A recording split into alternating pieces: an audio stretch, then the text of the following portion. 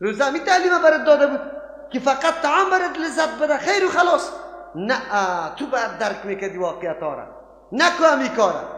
برو این روزه برای تمرین بود که تو تقوای اضافه شوه. شیطانا بسته شده. تو نماز جماعت باید مکمل شامم بخوانی. جماعت تراویح مستحب است. جماعت های دیگه خوب دیروز گفتیم چی بود؟ فرض بود. چرا دو حاضر نمیشی؟ و اونجا هم گفته بودیم که غیر المغضوب علیهم ولا الضالین، افراط و تفرید نباشه.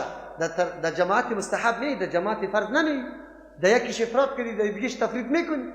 چرا اینطور میکنی؟ مسلمان هستی، هر چیز در منزله خود قرار بده.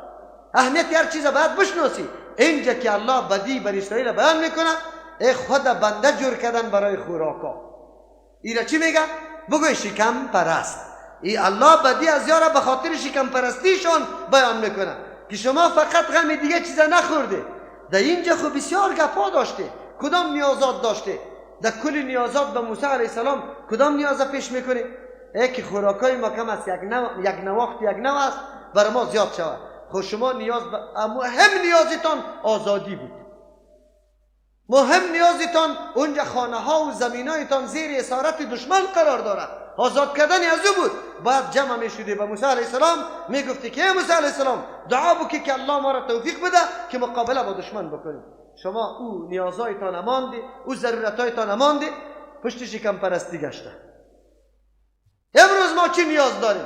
من ملا صاحبا را که بد میگم به می خاطر بد میگم که مردم یک روز با مرددار نگفت که ای مرددار تکلیف نکش، خود از کار نکش، دوستای دیگرم به نام ختم از کار نکش، این قدر مصارف نکن. گفت ما نیاز به چی داریم؟ نیاز به این نداریم که سرمعلم صاحب، مدیر صاحب، آمر صاحب، وکیل صاحب در ختم حاضر شود. نیاز به این داریم که این پول به یتیم بده، این پول به بیوه بده، این پول در مدرسه بده، این پول در مسجد بده، این پول جوی کوچه تانه جور کنی، این پول پلچک سرش جور کن، این پول بگی یک دانه اشغالدانی که در شاروالی است آینی است امور بگیر که موتر شاروالی بدون تکلیف همه روزه ببره اشغال دور از کوچه بندازه. نمیشه به مو پول بگه؟ نمیشه. مشکل مردم حل نمیشه. چشما را پیلکک زده رو استیم که یک دانه اتاق مؤسسه خیریه ژاپن جور میکنه. برای کی؟ بچهای ما. چند دانه 50 دانه میز چوکی را کمک میکنه. او مسلمان تو خودت 50 دانه چوکی و میز مردید شده صدقه میکنی، بگی 50 دانه میز، بگی جور کو یک دانه اتاق اولاد خودت در چی واقع میشه؟ پیلکک زده رو استیم. ما مردم کدام مردم هستیم؟ غمی چی را خوردن؟ راه بگوینی ملا غمی چی را خورده، حاجی غمی چی را خورده؟ غمی نمی شکم دیگه موجود باشه در پنجشنبه خیر و خلاص دیگه که هر رقم میشه. بگوی شما نیسته؟ ما بر اسرائیل نیستیم؟ غم از را خوردیم که بله والا در وطن ما بدبختی زیاد شده، کلیساها جور شده، مرکزهای دعوت به نصرانیت جور شده، انجیلا در هر جای توزیع میشه بنگی برالا. این جوانای ما خو 3 روز بعد باز قرآن را نمیشناسن، باز الله را نمیشناسن. بیا اینمی پولی خودت در دوره قرآن کریم اختصاص میدم. زنگ میزنم در مولیس مصطفی برنامه داری در رمضان مبارک؟ بله. از طرف من یک دانه کاسته را بگی. از منطقه خودم زنا را دعوت میدم که ای خواهرا بروید در ترجمه، موترتان کرای موترتان سلام است. چرا؟ کدام تا پیدا میشه؟ کدام تا است؟ مولا صاحب امی تقریر که شما امیالی ترجمه ها شروع است، پشترم در مسجدتان چسبیده. شما را به الله قسم مولا صاحب در مورد ترجمه شما را دعوت داده که اونجا در فلان جای مرکز است برید ترجمه قرآن کریم، بلکه دیگه هم گفته که نروی که باز گمراه میشه. خیر ما از این ملا چی توقع داشته باشیم و این ملا چطور به الله تبارک و تعالی جواب بگوید که من نماینده دین بودم؟ بگوی شما اینی علمای ماست. خیلی جامعه چطور فلاح و کامیابی برش حاصل شود؟ از کدام راه حاصل شود؟ شما بگوید. اگر یک آدم در پشت سری پدر و مادر خود مسلسل 40 روز دود و شتر حلال کرده، از شما سوال میکنم همین دود و شتر 40 روز خیلی ثواب داره؟ اگر یک دانه تونسته برای 10 نفر خواهر گرفته که اینجا عقیدهش جور شده، کدامش خوب است؟ شما بگوینید. چرا علمای ما دعوت نمیده امیر مالدارای ما را بیچاره دل سر این مالدارا بسوزه که پیسش به جای مصرف نشه؟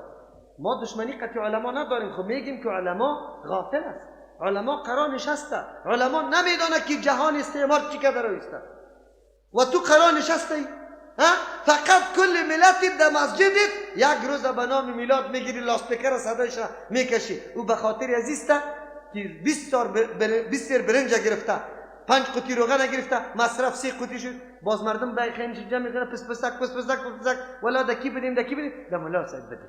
ملا صاحب به این خاطر خوش است که حالی میلاد میگه میلاد چه وای اینجا سنت پیغمبر بیان میشه، به این خاطر میگه من مرد ببینم کسی را که همی خوردن نوشیدن نباشه و ملا صاحب خودش بر رضای الله سیرت بیان کنه و مردم برای درس سیرت بشینه، که میره مردم میشینه یا نمیشینه؟ میشینه. عجیب است. این دینی است. الله رحم بکنه. قرآن کریم یک آیتش یقینا ما را درسای عظیم میده. بر اسرائیل تقاضا کرده تنها سبزیجات.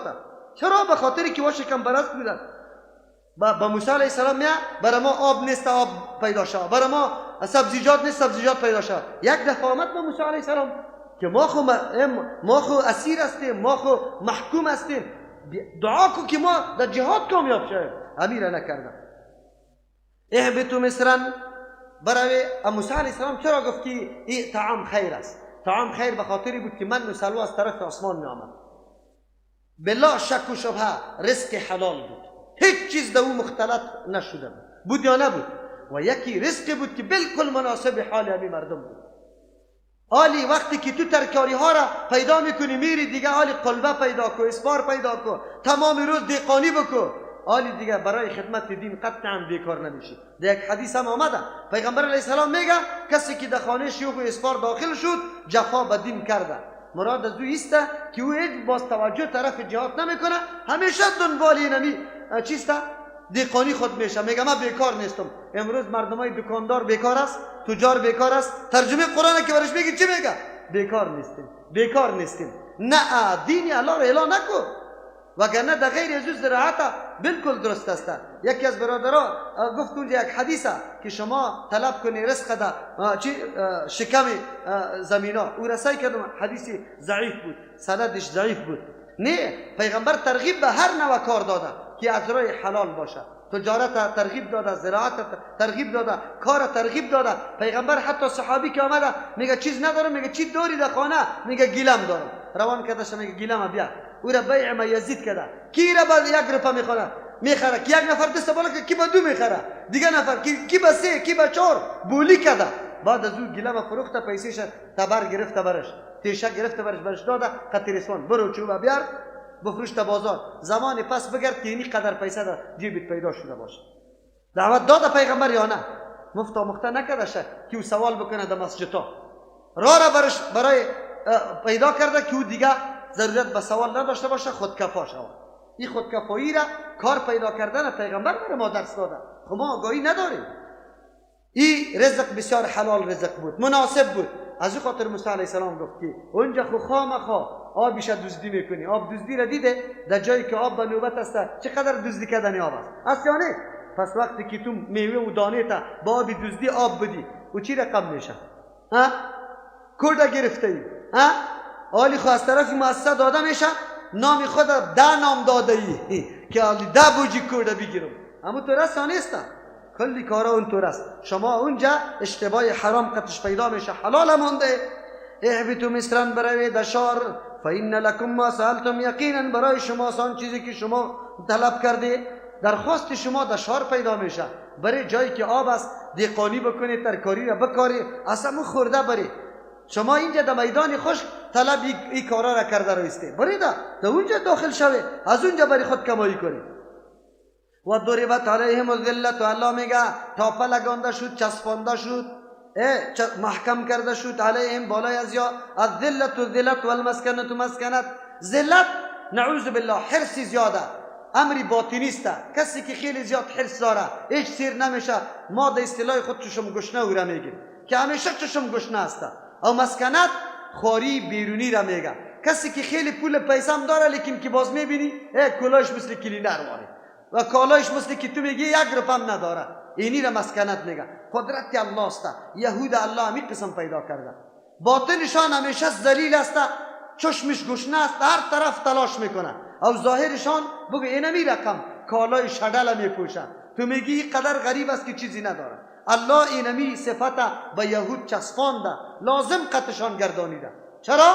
به خاطری که این مردم نعوذ بالله چیزی که سبب عزت بود پشت از او نگشتن، آن چیزی که سبب ذلت بود پشت از او گشتن. از او خاطر الله میگه و ضربت علیهم الذلة والمسکنه، تافه لگانده شد یا محکم کرده شد بالایشان ذلت و مسکنت. ذلت و مسکنت مفسرین دیگه ترجمه هم کردن، یا مردمایی هستن که قواله میده، جزیه میده، هر کسی که یاره ده هر تاریخ گیر میکنه یا تکس سرشان میلگانه.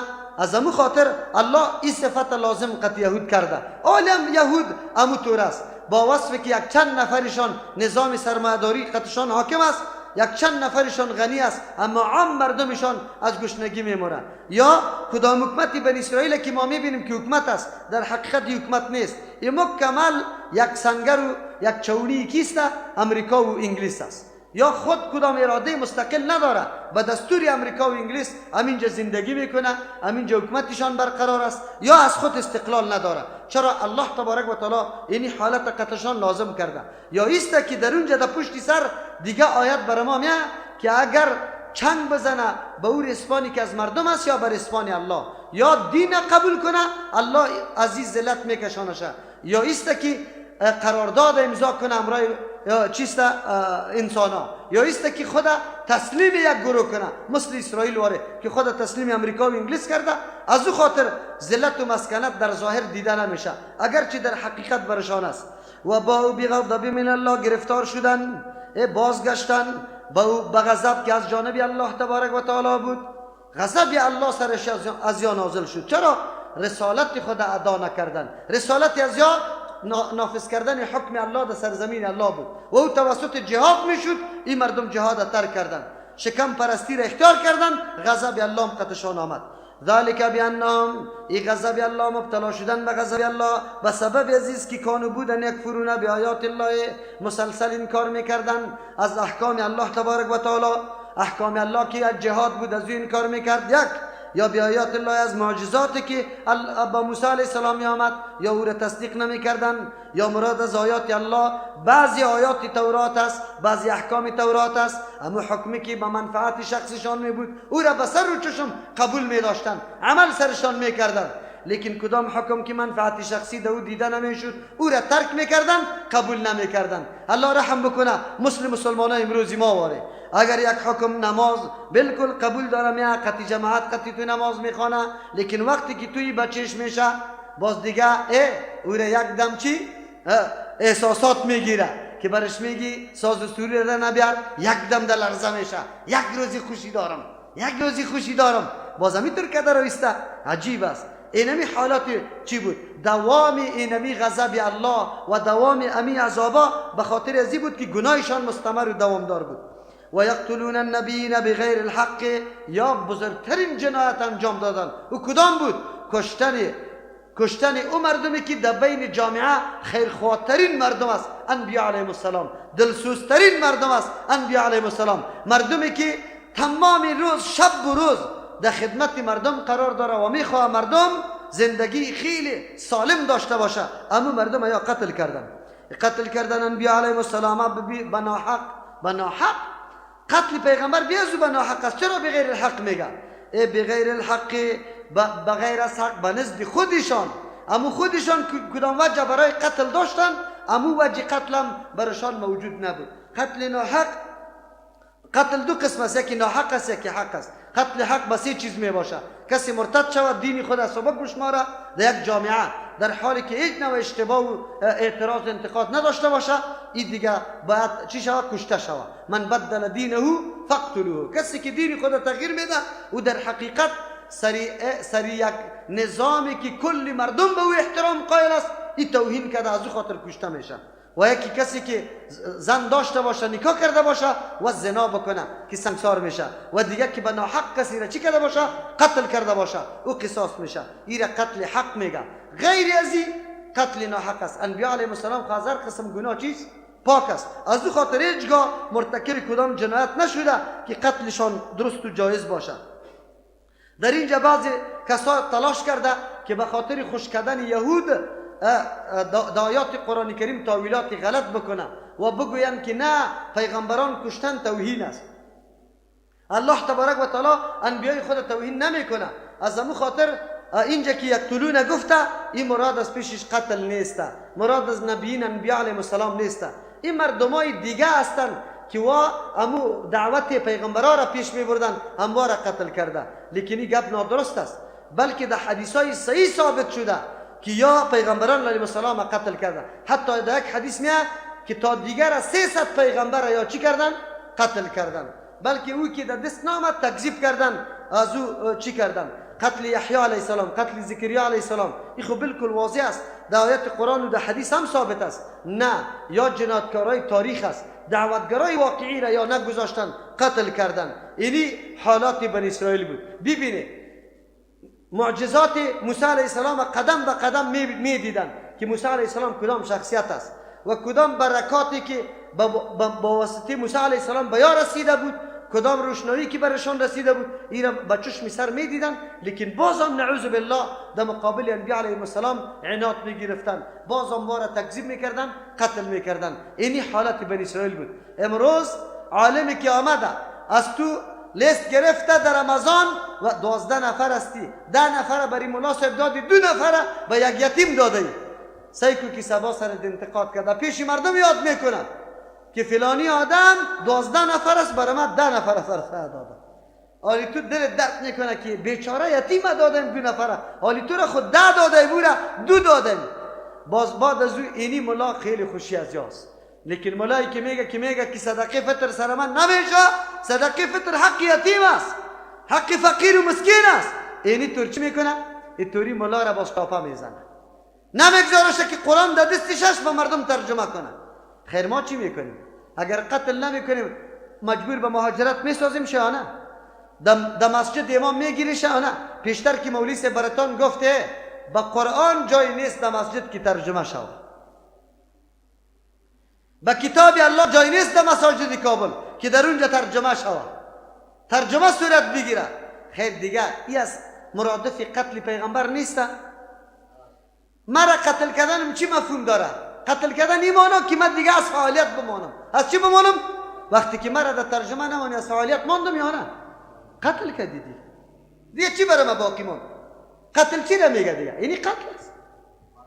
آنی من مجبور هستم که مرا در مسجد نماندی قرار خو کنم دیگه، فعالیتم فلج شد، عینا مرا قتل کردی دیگه. قتل چی مانا داره؟ اگر کسی بفهمد درک بکنه. بنی اسرائیل ملامت میکنیم، خود ملامت نمیکنیم.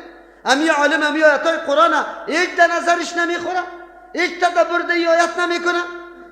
ها؟ کیو کس خودم خود دعوت ندادم، مردم نفهموندم. اگر یک عالم دیگه میاد در مسجد من مردم بیدار میسازه، نمیخواه که بیدار شوه. چرا؟ به خاطری که اگر بیا اینجا ترجمه قرآن شوه، سبا مردم مرا میگه که مولا صاحب رخصت هستی، برو بخیر. از او خاطر به مردم باز چی طور میگه؟ تو را خوب گفته نمیتونه که نه ترجمه نکن. من خطی مردم مشوره میکنم، باز خطی مردم که مشوره میکنه چی رقم مشوره میکنه خبر داری؟ والا اینجا یک نفر هست میشناسی شما خو مردم تبا کرده، مذهب قبول نداره، اماما را دودش نام میده. همون میگه که اینجا ترجمه کنیم چطور است؟ خوش شماست؟ از دو طرفش سفید میزنه که امام دو میزنه، اولا مده ایشت مسجد جای میدم، ها پایش میده میکنم و مناسب تو رو میکشم اگر اولا جای دادی. پس برات زنگ میزنه مولوی صاحب والا مردم قبول نکردن، مردم قبول نکرد. در یک از مدارس رفته بودم، یک روز ترجمه گفتم، دیگر روز خودش خود زنگ زده نمیتونه از خجالت. از دیگه کس میگه مولوی صاحب در درس نبی که در مسجد گپ شده. دروغ نگو، در مسجد هیچ کس خبر نداره، کلان آدم هستی گناه کبیره را مرتکب میشی. مردم مردم که گپ میکنه. یک مولوی صاحب برای من میگه والا مولوی صاحب تو یک رقم شاگردا ما در غم باقی موندیم، قطعی مردم هر روز اعتراض است. من خوب فهمیدم که دروغ میگه. گفتم مولوی صاحب تو ده اعتراض نکو خدا و خدا جنجالم نده. هر کس که اعتراض میکرد من خود درس میام یا نه، آدرسی مرا برش بده، ساعتی مرا برش بگو که دینی ساعت مولوی صاحب میاد و انتقادی که سرش داری از این خاطر که دخترت پیشش میره درس میخونه، همونجا استاده باش، مولوی صاحب از دستش بگو که اینجا درس نده. من تو را نمیمانم. من خب میفهمیدم که الحمدلله هیچ گپا نیست. نه ما بسیار مبارزه کردیم، دفاع از تو کردیم. من گفتم هیچ از من دفاع نکن. یک او که دشنام داد 2 دانه دیگر را تو سربارید بزن برای من دشنام بده، هیچ غم نکن، اینطور نگو. عجیب نیست؟ این حالات ماست. خیر اگر ما این آیت قرآن بگیم که نه در بنی اسرائیل متعلق بود، ما امروز نیستیم، اگر ما تو پشت شکم پرستی گشتیم، جهاد اعلان کردیم، اگر ما تو جای به قرآن نداریم به ترجمه قرآن کریم، اگر ما تو در مدرسه خود کسی را حق نمیدیم که بیا قرآن بیان کنه، خیر بنی اسرائیل دوم تو نیستی؟ چطور کنیم؟ آیات تنها برای بنی اسرائیل بود، به ما تو نبود؟ و یقتلون النبیین بغیر الحق، قتل میکنن انبیا علیهم السلام، مردمای دلسوز و کسایی که سخت در جامعه رهبرای واقعی است و را به ناحق قتل کردن. ذالک بما عصوا، قتل انبیا علیهم السلام به سبب از اینکه عصوا یا نافرمانی کردن، سرکشی کردن، به شریعت خود تابع نکردن، و کانوا بودن عادتشان یعتدون، که تجاوز میکرد، حدود الله را در نظر نمیگرفت یا فقط تجاوز حتی با پیغمبر هم اکتفا نکردن. امروز حتی در مقابل قرآن و حدیث هم مردم چی میکنن؟ قیام میکنن نمیکنن؟ میخیزه. تو برو خب دقیق نماز بخون، دستکایت اینجا بالا بگی، یک رفع الیدین بکن، در نمازی تام 1 ساعت بگی، ریش سفید از اونجا اینی قدر چشما را کشیده، دیگه تا مسجد ما نبیایی، اینطوری کارا را نکنی. لیکن در مسجد، در دانی مسجد بچه جوان استاده است، زنجیرک در دستش است، سکریت خودم داغ کرده که چرس دش پر کردگیسته، بویش هم در مسجد می آید، صحیح است؟ گوشی هم در اینی گوشش است، موسیقی را شنیده رایسته، دخترم که تیر میشه اینطوری چشتیش تام میکنه. اینمی ریش سفید ما به الله قسم اگر روی را بگویه که تو چی میکنی او چرا نماز نمیخونی، و تو که در مسجد به سنت پیغمبر عمل میکنی، اینی قدر چشما بلوک برآمده نمیمانته. و کانوا یعتدون، همیشه تجاوز تا که دین خودم بشناسه، حدود دین خودم بشناسه که قابل تجاوز است، سریزی این قابل قهر شدن است یا نه. لا اقل یک دفعه خو از علم پرسان بکو که می عملی آدم انجام داده این درست است یا نادرست، رواست بگوی یا ناروا. سوال موال از ملام نمیکنه، اول امو میخیزه در جالب. ان الذين آمنوا، بله قرآن علی چقدر خوب فیصله میکنه. دعواگرای دین این قدر است که کوچک پور است، فقط که نامش در حاضری مسلمان ها ثبت شده، تذکره را به نام اسلام گرفته، دعوا داره میگه جنت برای ماست. قرآن کریم میگه نه، ما قومای اسمی و رسمی و میراثی را کار نداریم. پیش ما معیار چیزی دیگه است. پیش ما معیار عقیده صحیح و عمل صحیح است. عقیده وقتی صحیح میشه که از کتاب الله بگیری، عمل وقتی صحیح میشه که از مطابق تعلیمات پیغمبر انجام بدی. اگر این دو چیز داشتی باز دعوا بکو که بله جنت از ماست. در غیر از او اگر هر قدر نام زیبا را در جماعت بمانی، اهل سنت و الجماعت، اهل فلان، نه. قرآن میگه ان الذين آمنوا، یقینا کسانی که دعوای ایمان داره. حقیقت ایمان وجود داره یا نه؟ او را بگذار. کسانی که دعوای ایمان داره، والذین هادوا، کسایی که دعوای یهودیت داره، و النصارى، کسایی که دعوای نصرانیت داره، و الصابئین، کسایی که دعوای صابئیت داره که غیر از اسلام و یهود و نصارا است. کل فرقه ها را داخل شود. یعنی یک قومی بودن که ابراهیم علیه السلام پیغمبر به خود میگرفتن لیکن ستاره پرستی میکردن. یا صابئین، کسایی که به زبور عقیده داشتن، حقیقت زبور نبود خب به نام زبور یک کتاب هم خود جور کرده. خراجع قولی است که صابی غیر از مسلمان، یهود و نصارا، کلی طایفه ها. قرآن چی میگه؟ من آمن از جماعت و دلا، الله قطعی کسی رشته ذاتی نداره، قومیداری خطی کسی نداره، نام پیش الله معتبر نیست. چه میگه؟ من آمنه، کسی که زمین جماعت و دل، دیگه هر منطقه زندگی میکنه، هر نجاتی که داره، هر قومی که داره، هر نامی که سرش است، به شرطی که ایمان بیاره بالله، به الله. پیش گفته بودم ایمان که مطلق ذکر میشه، کدام ایمان معتبر است؟ ایمان قرآنی. کسی که ایمان داره، ایمان شرعی و قرآنی بالله، به الله تبارک و تعالی. ایمان قرآنی به الله کدام است؟ که الله را واحد لا شریک بدانه، حاجت رو مشکل کشا یک الله را بدانه، حاکم تشریعی یک الله را بدانه، فرمان روای مطلق یک الله را بدانه، غیر از الله قابل عبادت دیگه کس ندانه. اونو وقتی من آمن بالله است. والیوم الاخر، عقیده داشته باشه به روز آخرت، چنانچه که قرآن تشریح کرده. قرآن کی تشریح کرده امور رقم عقیده داشته باشه. اینی را میگه بحث عقیده. در عقیده قرآنی داره، و عمل صالحا و عمل درست نیک انجام میده. کدام عمل نیک است؟ به میزان عقلی کی بسنجیم که عمل نیک است یا بد؟ بگوید. اگر به میزان عقلی هر کس بسنجیم، دزد میگه دزدی بهترین عمل است، پودری میگه پودر زدن بهترین عمل است، کسایی که سود میخوره میگه سود بهترین عمل است. هست یا نه؟ معیار کیست؟ بگوید نقشه محمد رسول الله، شخصیتی که معصوم است، شخصیتی که معصوم است، معیار برای عمل صالح اوست. از امو خاطر است معیار برای صلاحیت عمل امامای دین شده میتونه. ابو حنیفه و شافعی و احمد ابن حنبل و مالک و غیرهم رحمت الله علیهم معیار شده میتونه به عمل صالح. عمل صالح به نقشه کی؟ محمد رسول الله صلی الله علیه و سلم. قرآن امیر میگه الله برای کسی رشته ذاتی نداره، خویشی نداره، نام پیش الله معتبر نیست، دعوا پیش الله معتبر نیست، تذکیره و میراث معتبر نیست، عقیده و عمل معتبر است. کسی که همین عمل و عقیده را داره، هزار طایفه کس لهم اجرهم، به اینطور طایفه ها، اینطور مردم هایی که دو شرط پورا کرده، اجرهم پاداششان است عند ربهم، به نزد پروردگارشان، ولا خوف علیهم، نیست ترس بالای اینطور مردم. چرا نیست ترس بالایش؟